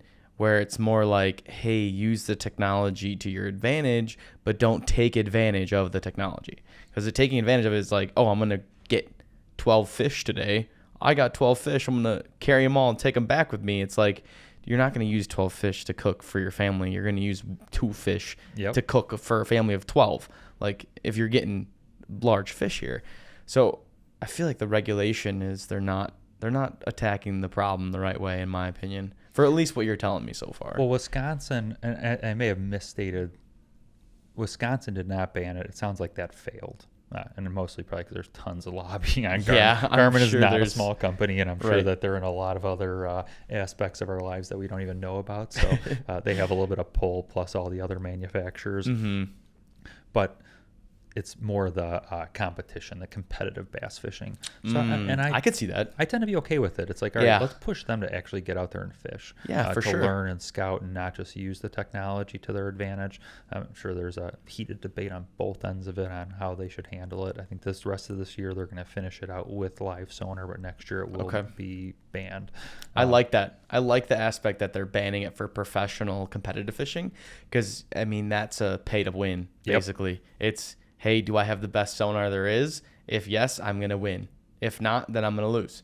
So if you got a kid that wants to go out there that's competing in this, he can't buy into it because he can never win because he can never get that specific sonar if it costs that much. I don't know what the cost entry is. It's insane. I mean, these sure guys it's like are $20K. Way beyond that. Really? But for sure. Okay. I would assume that, most of those boats out there, they're probably $120,000 into the boat. Rigging is probably $30,000 to $40,000 between the wiring that's required. There's these boats. They have like 7-8 screens on them. There's 3 different live imaging. They're stitching images together to have a full 3D panorama. They got the eyes of the fish on the screen monitor. Absolutely. Like there's an arrow print pointing like it's over there. Drive into it. But I've also watched some of the coolest amounts of fish caught. But also then that lake down the road, like I was saying earlier, if you were, walking out of this room and someone hooked you in the face, you probably wouldn't make the same decision twice. So you're probably not going to eat for a while. You hook a fish today, you're probably not going to catch him again tomorrow. He's probably either going to learn from that experience, maybe die, or, not eat for a couple of days because his mouth hurts because, not only were you going to the bathroom, you got hooked in the face, then we dragged you out and started drowning you for a while, the opposite of us. And then we put some tools in your face and then put you back into the water. There's we do a lot of musky fishing, and there's a lot of people get really upset about how people hold fish. You know, it tends to be the big problem with musky fishing is everyone holds it up like this, and it's really bad for their spine because some of these fish are 50 inches plus, 40, 50 pounds, and they're monsters. You know, and so holding it can damage the spine, and now, you know, you think you released it and it goes off and dies, which those fish are, you know, 15 years old. You know, it's a long time to get to that. They don't reproduce nearly as fast, so it's just a much more rare fish. It's the fish of 10,000 casts, so a much harder fish to catch. But if you know, the same guys are talking about it are the same guys who are also willing to go hook it with 3 treble hook lures in its face and pull it out of the water too, but they handled it properly and held it up for the picture the right way. Well, if you really cared, maybe you shouldn't be fishing at all. There's still a good chance that maybe it didn't make it back off into the ecosystem. Right. But, you know, obviously trying to do the best, but, you know, there's these keyboard warriors that make these young guys feel terrible or like they made the worst decision of their lives. I prefer it to be like the old guy that chimes in and goes, hey, what a great fish. Maybe try and hold it up, you know, differently next time. Way better and easier to release. Yeah, that's way how to you approach teach someone, being like, "You're a total idiot, you dumb kid. What were you so thinking? Dumb. Yeah, You ruined this suck. fish's life. You're an idiot." Let's screenshot a picture of it, post it to the other groups, and just tear this person apart. I wonder if they learned from that, or if you just ruined some kid's freaking day. You know, if not Or you mental ruin health their for the future, experience. and they're like, "Well, screw this. I don't want to fish anymore." Yeah. Or definitely not share great pictures of the fishing that they did, of the outdoor activities or the other things. So, you know, it's a great place for critiquing, but it's also, I think people get probably way too aggressive in some of these hunting, fishing communities that, you know, their way is the end all be all, or they know everything. So shouting it at you is the right direction. I find talking and trying to teach along the way is probably way more receptive to the average person. I would say the keyboard warriors is definitely the key there, because the fishing community itself is very kind and very teaching and very welcome, as well as the hunting community, because they're all kind of have that same perspective. They all do. They really do. They want you to have fun. They want you to learn from it, and they want you to make sure you hold it the right way. And if you don't, they'll probably correct you pretty quick. They'll hop on it and they'll be like, "Hey, wait, no, hold it sideways, Like, and then if you hear someone talking to you like that, you're gonna go from this to holding it the proper way pretty quick, because you can kind of see people online how they hold fish. You can kind of make some inferences of how to actually hold it, and then once someone tells you to hold a certain way, you're gonna copy that method right away. But it is those keyboard warriors that are just behind the screens that probably haven't done fishing, maybe done it once or twice, or they're just looking to, you know, get some clickbait or whatever, and trying to have people be, oh, like, what an idiot, and copy them, and it's just, that's not how you teach people. I think that's one of the worst ones, is watching people copy other people's posts, you know, and like just like the kid takes his post down because it's like, oh, I'm getting scolded, and now everyone knows my name and information, and someone has now screenshot and reposted in the group again to like burn this kid at the stake again, and then oh, you know, he left the group, let's do that one more time. Really? This is what got you off? This is what really excited you that day? You know, there's a funny, I don't know, technically a meme, small, short video of the guy who's like, has like 9 laptops in front of him on the bed, and he's like, oh, I just go and ruin people's day every single day, and he just goes on there and talks tons of crap, and it's like, some people do that dress does look fat on you.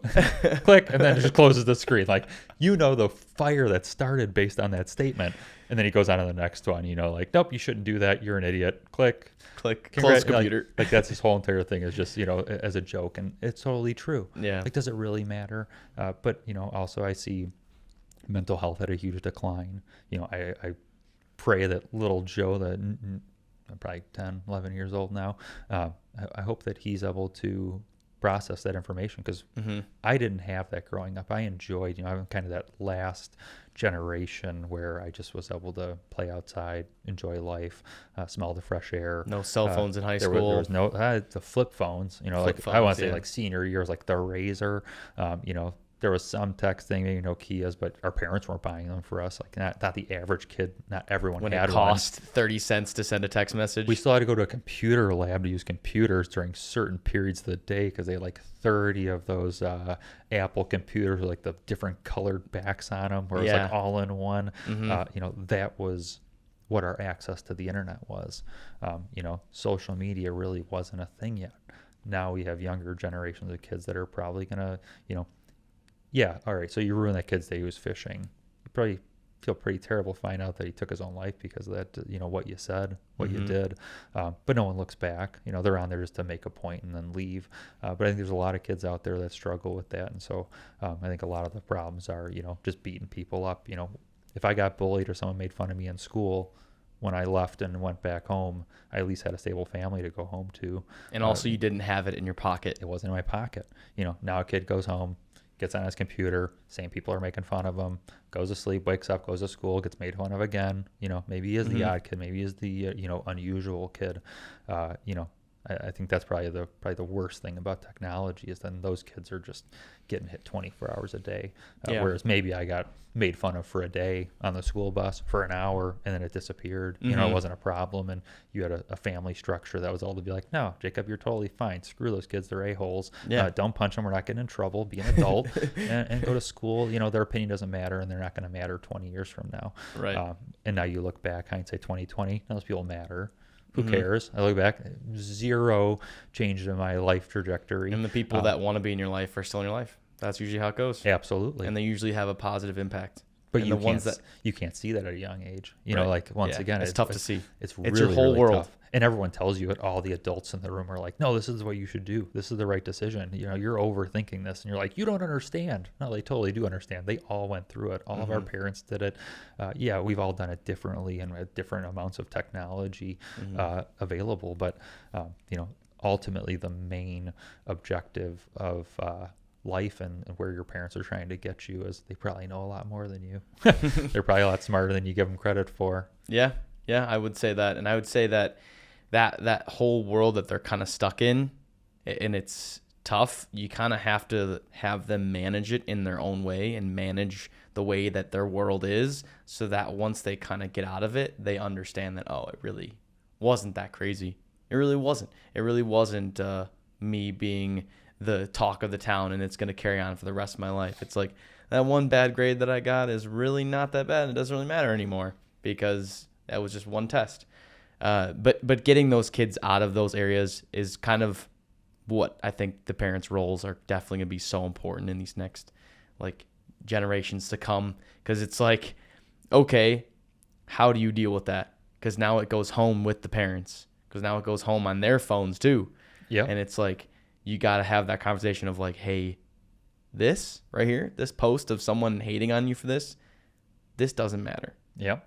This really doesn't matter. And it's almost, you need to give examples of these people behind the screens and kind of put hey, this person doesn't care about you, doesn't know you, doesn't impact your life positively, isn't going to make you $1 million. Who cares about these people? Yep. Are they going to bring happiness in your life? No. Then why do you care about their opinion? Are they going to bring value to your life? No, then don't care about their opinion. And then that teaching needs to kind of happen. And then once that clicks, because you kind of just got to be repetitive about it because it's not going to click right away. These kids are going to be like, no, but look. I'm going to talk about it at school, but look. And it's like, you just got to have the same message on repeat. This person doesn't bring value. Don't put energy into it. Don't think about it, right? Unless it's something that is someone that is important and brings value to your life and they're kind of giving you constructive criticism, but that's different. But all these, like you said, keyboard warriors, just forget about them. That's it. Let's just forget about them, move on, and focus on people who have positive impact on your life, people that care about you, people that love you, people that you'll do business with and you'll collab with and create things with. Those are the people where if they're giving you criticism, like your parents, you kind of have to listen to that and you might not agree with it and you might be like, oh, this is making me feel bad or making me feel good, whatever. Just take it with a grain of salt and always just kind of go forward. Yeah. Absolutely. I would say my dad was very good at corrective criticism, greatly enjoyed it. And so growing up, this guy's an asshole. Really, my dad is just a freaking jerk. He doesn't even like me. He has all these freaking problems. He's always trying to change me. He doesn't understand anything. Fast forward a few, my mom was more nurturing, but pretty strict to the point where she knew that if I upset her, well, she was going to tell my dad. And then either way, there was just different levels, so then fast forward, I'm 21 years old and I buy my first house. I go home, freaking bawling like a little girl, maybe it's not right to say anymore, but balling like a child. Now I look back and I realize that they were trying to raise someone to be a man. They were trying to raise someone to be a asset to society. All of the jobs, everything that I've accomplished in my life started at that younger age of my dad helping give me direction in a time where technology was just taking off. And my parents, back to that not so great high school GPA, my parents were like, all right, well obviously this ADD.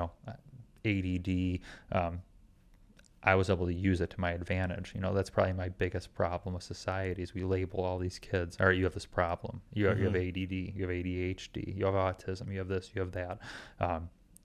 Teach them how to use those skills as an asset. I've met autistic kids that can remember some of the craziest facts that, known to man. Maybe they just can't make eye contact or hold a conversation with you. ADD tends to be guys that are mechanically inclined. Back to the school system, not knowing how to handle it. So, when I was younger, I feel like my parents were like, we need to find out what's wrong with him. And then my dad finally realized, shit, he's a boy. He just wants to screw off and build stuff and make things and do it. And so they let me do that for the most part. But they were pretty strict. And now I look back and think, I paid my bills. I figured my life out. My dad did exactly what his job was to do, was to make me a decent person. Whether I liked it or not at 16, disagreed with his opinion on things. Right. I look back and I'm very appreciative for that. And, I probably was a total pain in the ass. That's okay. You became a man now. And I was a one child. I feel like your parents over here had to do this many times. Oh, my God. Maybe like you, it was easier for you at the end. Like, yeah, absolutely. But I feel like you being the last one, like they're like, oh, we finally figured it out. Yeah. This kid's going to turn out fine. We screwed those other three up. This is going to be a lot tougher. Some parents have routines. I feel like there's one of the coworkers I work with. He has like another kid on the way. And he's just like, oh man, it's routine. It's boom, change, boom, change, boom, change, boom, change, close, food. He's like, once you get one and you get in a rhythm, it's just the same thing for each one down the line. And these are obviously like super young kids. They're like, the oldest one was like 7 and the youngest one was like a 1-year-old. So it's kind of going through that and just kind of using all the hand-me-downs, using all the processes and just kind of keeping things on a roll. But then as it gets older, it's like the same thing. It's like you don't rinse, wash, and repeat because that's kind of downplaying what that really is. But you do that to a point where it's like, teaching the same life lessons, teaching the same discipline, teaching the same, if you do this, like this is the punishment for like breaking the TV. Obviously you're grounded for this much time or whatever. Like you do this, you're grounded for this much time. But it's also like you have fun in sports, you can do this. You have fun in sports, you can do this. And it's kind of that, cycle of making sure everyone's the same and has like the same treatments or the same process. So it's probably tough, but I feel like once you get that system down, I feel like it's just go. And obviously there's a lot less time for leisurely time for yourself when you have 3-4 kids laying around and going crazy. Kind of turns into your life. How old are you now? 27. All right. So you're probably right at that point where like that realization of parents, like a different appreciation. Neither of us obviously have kids, but my appreciation for my parents, like, do you have a time where you remember that it shifted, where you kind of looked at it differently, your relationship, not really your mom, let's use your father as an example. Yeah, kind of. I would say it probably shifted over a long time though, because it was never really like a one moment thing. I would say though that like there was probably 2 moments where I realized that like my parents did such a great job. Was one of them being like when I was a coach, I feel like my dad had a different appreciation for that because I was obviously the trouble crazy kid and I was always going nuts doing this and that, and my parents were like, all right, this kid's gonna mess up somewhere somehow. And then I go into coaching and then they see like how structured and organized and responsible I am for, like, I think it was around 60 kids I'm responsible for their soccer education and development skills. And I'm with them for like 8 to 12 hours, 20 hours a week, depending on what kind of week I'm having. And I think that like, as I went through that and my dad kind of seeing that, the perspectives of both of us kind of flopped, where he was like, this kid isn't crazy anymore. He's not like the crazy wild one. He's actually responsible and tame. And then me to my dad, it was like, okay, like I see how coaching can be a lot of responsibility, but also making it fun and like putting more respect towards my dad, who was like my coach when I was a kid. So Yeah. kind of both of those personalities and like perspectives changed. And then another one was a story when my friend passed away. And then I kind of just had a big change of perspective on life, of just like sentient beings in general, like being alive, and just having that like respect for just life in general. And the biggest privilege you can have in life, the biggest privilege is 100% having parents that are alive. Like it is 100% the number one.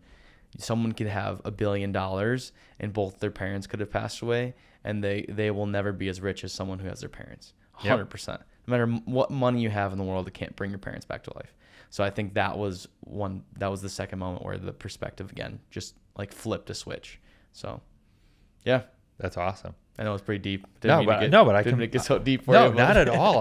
But I completely agree. Like I have the same moments or the same things just like you did, where it's like, holy crap, they were right, or they were just trying to accomplish a task, which was keep you alive, get you through. Get you well, through. all the other forces of outside are trying to like push you in a different direction. You know, like they're trying to be that what they assume is the moral compass. I mean, every parent is, I feel like, let's say a large majority of them are dealt a shit hand, or they're trying to figure it out. There is no perfect book. Not every kid is going to be this cut and dry, easy child. Some I'm sure are. Sounds like me and you probably weren't those two people. Probably not. So they're trying to adapt and overcome in real time while not knowing what the hell to do, sleep deprived, and keep you alive. Yeah. And then I think, they get a little older, they probably resent you a little bit. And then it comes back full circle. And, that I didn't appreciate my dad when I was younger, but it allowed us to have like one of the best friendships now. And that's probably the coolest thing for me is, me and my dad do all this cool, awesome stuff together. Now in Scouts, my dad did some of the biggest campouts with me. We went to, kayaking on the ocean in Florida. We did all these cool things, Boundary Waters, we did fun activities, but my dad worked. He was a heating and air guy, running his own business, trying to make money for the family, and provide. So he was gone a lot, and he did these big trips with me. Now I look back and it was like, all right, he was putting a lot of time in, did what he could. I was probably an a-hole. He told me I was an a-hole. I didn't like hearing that. Then I move out and our relationship is like the greatest thing ever. And now I look back and we have some of the most fun together. I'm glad that we had those crap years at the beginning to turn me into a person that me and my dad can really enjoy being together. Do we see eye to eye? Absolutely not. No chance. We have different opinions Never. on a lot of stuff, but we're able to put those off to the side and make the best out of some of the fun experiences that we do together and accomplishments. Yeah. Haven't got him to think about hunting yet. I don't know if he could do it. I don't know if he can get out My there. dad could probably do it for sure. I think he'd be interested. I don't know if he'd be able to like pull the trigger, but I think he definitely would be loving the environment of going out there. Yep. He might have some miserable moments when he's out there because he might want to look for, cheap snacks or food or something like that. Something like super simple that he would want to do, but he would probably love it. But one of the quotes from one of the moms that I coached, and I think it is so funny the way she described it and told it to me. She has 3 boys and they're nuts. They're all in sports. They all go crazy. They all bash each other. The youngest is, like the hothead, the crazy one, like myself and like you. And they're all nuts. And she just goes, Jacob, I am just a mom in a fraternity house and I am the Uber driver. That is how it works. And I sat there and I just laughed so hard because in the end, that's what she does. She just drives them to practices. She takes care of them, feeds them, and they're all fighting all the time, going screaming at each other, having a good time. But they're all brothers. They all love each other. There's like a nice, beautiful family. They all enjoy each other. But then again, you do have those moments where they're just fighting and shoving each other over. No, I want video game time. No, I want. And they're just going at it. And that's what family is. That's why I love it. So, well, I think something that your parents did differently than my parents, and you'll attest if I'm right or wrong on this, maybe it's just my perspective or perceived reality of your life growing up, was that yours parents were more of an open book. I think that they were more willing to make you feel comfortable that if something went wrong, you can call them. Not saying that there isn't going to be repercussions, but there's no situation that is worth putting yourself in danger. Mm-hmm. We'll deal with that shit later. Yeah, I definitely had that safety with my mom. My dad, I definitely was not calling up for that. I was not calling my dad to be like, hey, this happened. Can you come pick me up? Or this happened and we're in a dangerous situation. Definitely did not call my dad. So but it sounds like you need one. You just and need you one. had one. You just need one. And sometimes it could be your mom, sometimes it could be your dad. Yep. So it depends on who it is. I think for my sister, it was definitely my dad. Like anything bad happened, she just called him and was like, hey, like I need you to pick me up, or I need this or whatever, and he would help out. And it's not like my dad wouldn't help me out. It's just not the person I always reached out to. But the person I always reached out to for like any mechanical assistance, any help with anything that was broken was always my dad. Yep. That's just how it was. It was 100% basic in that terms. And then soccer as well as my dad, 100%. Always asked him everything in terms of sports, soccer, everything, because my mom was relatively athletic, but not to the point where my dad would know more about sports always. So that's kind of what I turned to. So you kind of just pick and choose your battles on each one of those. Absolutely. But I'm going to pull the important things from you, and then that develops, Jacob, and, like that's who you are, is from those two people and information that you pulled from. But no. And then you think that they don't talk on the background, but they definitely communicate all the time. But you as a kid think that they don't, but they definitely do. It was very rare that my mom would not probably talk behind the scenes. But there was a couple times where I feel like she was willing to put it aside, knowing my dad would probably be way too pissed and that it was not worth her having to listen to it as well. And so let's fast forward, I don't know, I'm 17. I drive this, Jeep Cherokee lifted crap box. My dad's always yelling at me. It's got mud on my driveway. My dad really cares about his driveway and his property. Always. His grass is extremely important. I have no respect for that because I'm a young kid. So I assume that this just happens naturally. Not that he put a bunch of money and energy into this. So I drive this crap box. I leak oil all over his new driveway. And one day I come out and my dad's pissed. He's like, there's frickin' like glass shards in the driveway, like red pieces of glass. And I don't know what had happened. And I probably don't even remember the whole story perfectly, but he's all pissed off about this. I'm sure it's off your Jeep. You drive it and just leave your crap laying around this house. It's not mine. So I'm fighting back 100% because I know that there's nothing broken off my vehicle. I don't know what it was. My mom, I think, had backed into my Jeep and broke her tail light. Oh. But then avoided this whole conversation. Watched me get yelled at for this. So I think like a little while later, I finally figured, I'm like, Mom just said her taillight's broke. That's her taillight on my Jeep. I just got yelled at. She's like, I covered for you. There's no point in both of us getting in trouble for this. I'm like, you're totally right. 100%. There's a couple times you protected me. Now like your we'll say episode with your dad, talking about those funny stories. That's the other funny part for ice fishing, is that I'm able to share these dumb things that I did that I thought I would never tell them about. This is one of those things where it's like, in that moment, like I probably owe her tenfold at this point in my life. So and if I don't want her to go freaking burn me at the stake and tell him anything that she's covered up for, 100% I'm going to go ahead and just take the heat for this tail light. Yep, it's mine. Tuck it, whatever. Get Mom a new tail locks, fix her car. And everyone is, none the wiser on the situation. But, that's the moms. That was same as yours. Just that was the caring person. But she would protect it enough if it was necessary.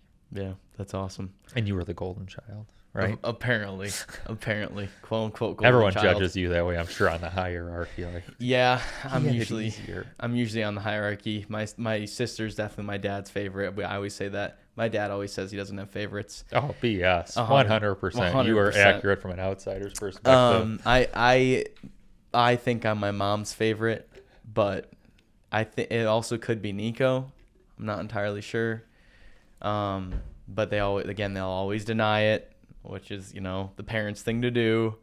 But yeah, I just love a good family time. It's always fun to have the family around. It's always fun because they always say blood's thicker than water. So 100%. That's it. I mean, I came out here for Cookies with Grandma one year with you guys. You got to come this year too again. So many people. Like that's the coolest part about the whole entire thing, was that to get that many people of family together to just have a good time, to see all your brothers and sisters, everyone laugh, everyone have a great time. I think I was on call for heating and air that night. I was in the area at like 8 p.m. And once again, your mom being one of the greatest people in the world, top 3 women for sure, that I've been able to meet in the flesh.